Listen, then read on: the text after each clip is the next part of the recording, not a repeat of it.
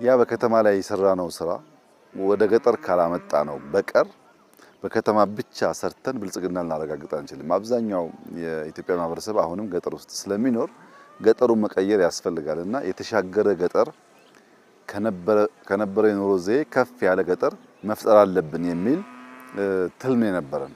ለዚያ ዘንድሮ በማዕከላዊ ኢትዮጵያ አምስቱም ዞኖች ስራ ተጀምሯል።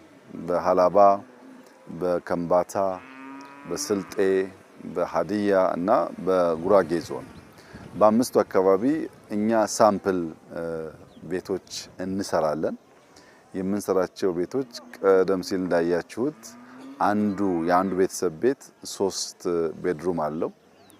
በቂ የሚባል ሳሎን ሊቪንግ ሩም አለው። ከጓሮም ከፊትም እርሻዎች አሉ። እንደምታዳምጠው ከብቶች ተለቀው ማሳ ላይ ሳይሆን ልክ እንደሰለጠነው ዓለም የሚመገቡበት ቦታ ተዘጋጅቶላቸዋል። ከብቶችና አርሶ አደሮች እንደከዚህ ቀደሙ አብረው አያድሩም። ሁለተኛ የከብት ተረፈ ምርት የሰውም ዌስት ተከማችቶ ባዮጋዝ በእያንዳንዱ ቤት ባዮጋዝ አለ። ስለዚህ እናቶች እንጨት አይቆርጡም፣ እንደከዚህ ቀደሙ አይጨስባቸውም። ባዮጋዝ ተጠቅመው ማብሰል ይችላሉ። ሶስተኛ እያንዳንዱ ቤት ሶላር አለው። ሶላር ስላለው ሁሉም ቤት ቴሌቪዥን አለው። ሁሉም ቤት ስልክ ቻርጅ ያደርጋል፣ መብራት አለው። ይሄ ለኛ አርሶ አደሮች በጣም ትልቅ ትርጉም ያለው ነገር ነው። ሁሉም ቤት ሽንት ቤት የተሰራ አለው። ሁሉም ቤት ውሃ አለው።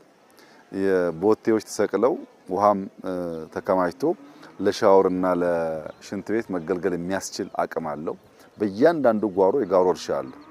ጎመን አለ፣ ቃሪያ አለ፣ ልዩ ልዩ አትክልቶችና ፍራፍሬዎች አሉ። አቮካዶ፣ ማንጎ እንደየ ከባቢው ተተክለዋል። እዚህ ደግሞ እንሰትም አለ። ቡና ያለባቸው ከባቢዎችም አሉ። ከዚህ በተጨማሪ ማር አለ።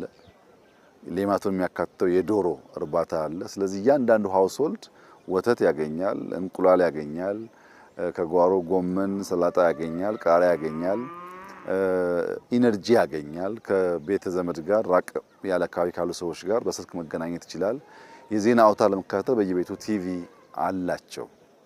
ይሄንን የአኗኗር ዘዬ በኢትዮጵያ ደረጃ 50-60% አመጣን ማለት ከበለጸጉ ሀገራት የአኗኗር ዘዬ አስተካከል ነው ማለት ነው። በቃ የሰለጠነው ዓለም ከዚህ የተለየ ምንም ነገር የለውም። ይሄ ቤት እኔ ካደግኩበት የእድገት ደረጃ በብዙ እጥፍ ይበልጣል። በንጽህናው፣ በአየሩ ጥራት ባለው ቤት ውስጥ ባለው የፕራይቬሲ የአኗኗር ዘዬ በብዙ መንገድ ይበልጣል። ነገር ግን ይህንን ሳምፕል እንዴት እናበራክተው ነው ጉዳዩ።